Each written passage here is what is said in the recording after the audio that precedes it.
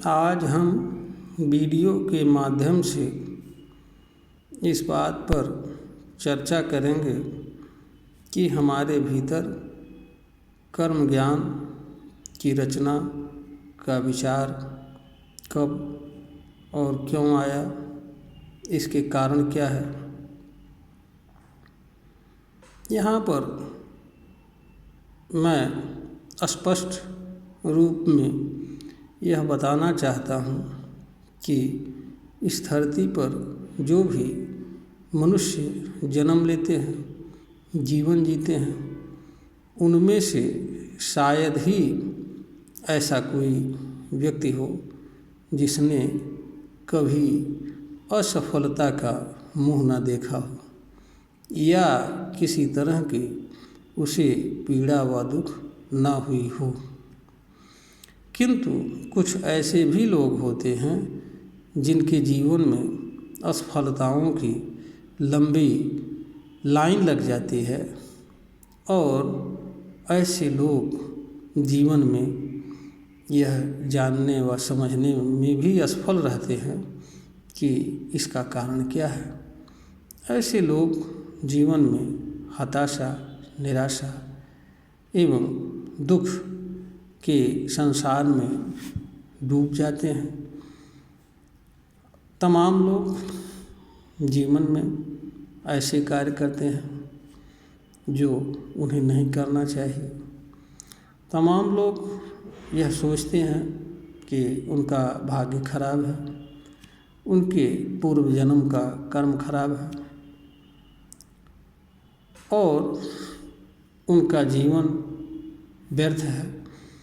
उनको इस धरती पर अब जीवन जीने की कोई आवश्यकता नहीं है। वो बिना मतलब के इस धरती पर जीवन यापन कर रही हैं। आज ऐसे अनेक तरह के विचार आते हैं। मैं भी एक ऐसा ही व्यक्ति हूँ जिसके जीवन में अनेक बार असफलताएं लगातार आती गई। एक अधिवक्ता की दृष्टि से भी मैं असफल हूँ। इसके अलावा भी जीवन में हमने अनेक कार्य किए, जैसे प्रतियोगी परीक्षाओं की तैयारी करना, कुछ अन्य काम भी किए गए। किसी में भी सफलता जैसी चीज़ नहीं मिली। सफलता मिलना तो दूर की बात है,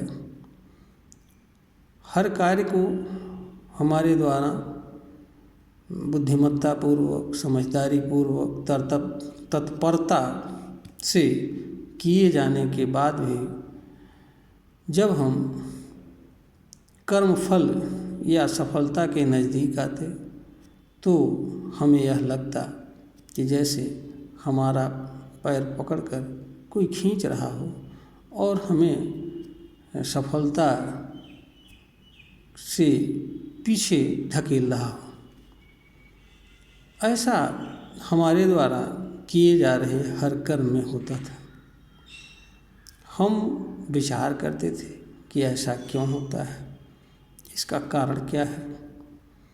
कुछ भी समझ में नहीं आता। हमारे मित्र, घर, जानने वाले भी लोग हमारे बारे में यह कहते कि आप अभाग्यशाली हैं, आप जो भी कर्म करते हैं वह सफल नहीं हो पाता है। हमें भी कभी कभी ऐसा लगता कि शायद इन लोगों की बातें सही हो, किंतु हमें इस तरह की बातों पर विश्वास नहीं होता।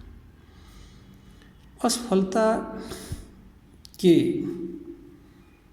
कारणों पर विचार करते हुए हमें सर्वप्रथम यह मालूम हुआ कि इसके लिए सर्वप्रथम हमें अपने संपूर्ण जीवन इतिहास पर विचार करना चाहिए।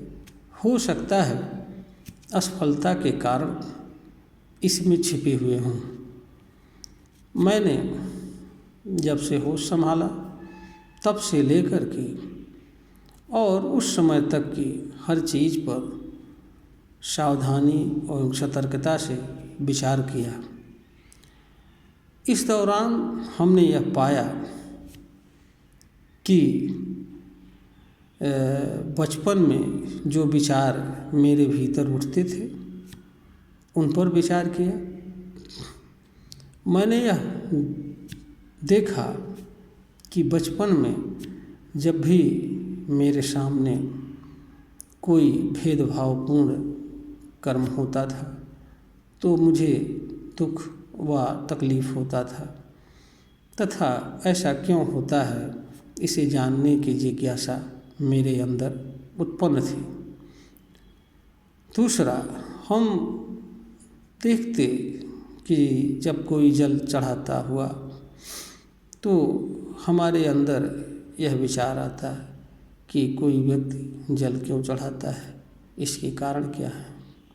तीसरा, जब कोई व्यक्ति गलत कार्य करता हुआ हमें दिखता तो भी हमारे अंदर यह विचार आता कि कोई व्यक्ति गलत कार्य क्यों करता है, इसका कारण क्या हो। इस तरह के प्रश्न हमारे भीतर प्रसंगवश आते, उनको जानने की चेष्टा करता, किंतु इनका उत्तर हमें कहीं नहीं मिलता। कभी किसी से इस तरह के प्रश्नों को साझा करने पर हम उपहास का पात्र बनते, लोग मजाक उड़ाते, कहते कि यह भी कोई जानने वाली बात है, अभी तो तुम्हारे पढ़ने लिखने और कुछ बनने का समय है। उक्त बातों के अलावा मैंने यह पाया कि मेरा किसी अन्य चीज़ की प्रति कोई लगाव नहीं था, कोई झुकाव नहीं था, न किसी कार्य को कर पाने की मेरे अंदर रुचि जागृत होती थी। विधि की पढ़ाई करना, एक अधिवक्ता बनना मेरे लिए एक संयोग एवं परिस्थितिजन्य कार्य था, व्यवस्था में लिया गया निर्णय था, जो कि मेरे गुण एवं प्रतिभा जन्य कर्म के विपरीत था। इसलिए इसमें सफलता मिलनी भी मेरे असंभव थी। इसके अलावा भी अन्य जो भी कार्य किए गए वह भी मेरे प्रतिभा एवं रुचि विचार के विपरीत थे। इसलिए उन सभी चीज़ों में असफलता मिली। जीवन वृत्त को विचार करने पर यह बात तो हमें मालूम हो गया कि मैं जो कुछ भी कार्य कर रहा हूँ या जो कुछ भी किया गया वो कार्य मेरे लिए नहीं है, लेकिन जो कार्य मेरे लिए है वह कौन सा है, यह बात मेरे लिए जानना बड़ा मुश्किल था। इसको मैं नहीं समझ पा रहा था कि आखिर मुझे करना क्या है। इस क्रम में विचार करते हुए बहुत बार मेरे भीतर यह विचार आता था कि कहीं ऐसा तो नहीं है कि हम किसी अन्य ग्रह के प्राणी हों, हमको जाना कहीं और था, भूलवश इस ग्रह पर चले आए हैं, या अथवा मेरे जीवन का कोई उद्देश्य नहीं है, या कोई कारण नहीं है, या कोई प्रयोजन नहीं है, या ऐसे ही निरर्थक रूप में मेरा जन्म इस धरती पर हुआ है जिसका कोई उद्देश्य नहीं है, या है भी तो अनिश्चित है। इस तरह के चीज़ों पर हम निरंतर विचार करते, लेकिन हमें कोई सफलता नहीं मिलती। इस क्रम में एक बार हमारे भीतर प्रकृति को जानने व समझने की जिज्ञासा उत्पन्न हुई। इस कार्य में मेरे तख्ते के सामने विद्यमान वृक्ष का पेड़ सहायक बना। उसके माध्यम से मैंने नेचर की स्टडी प्रारंभ किया। मैंने उस वृक्ष को जड़ से लेकर के पत्ती तक, डाली तक, उसके हर चीज़ पर अनेक बार बड़े ध्यान से देखा, दृष्टिपात किया। जब भी मैं कचहरी में आता, तख्ते पर बैठता, खाली होता, तो उस वृक्ष को निहारता और ध्यान से देखता। कुछ ही दिनों में हमने देखा कि उस वृक्ष के जड़ से लेकर के डाली, तना, पत्ती, आज जितनी भी चीज़ें उससे जुड़ी हुई हैं, सबका कोई न कोई कारण व प्रयोजन है।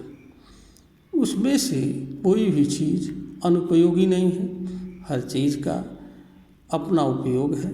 हर चीज़ के रहने के एक कारण है, एक उद्देश्य है और एक प्रयोजन है।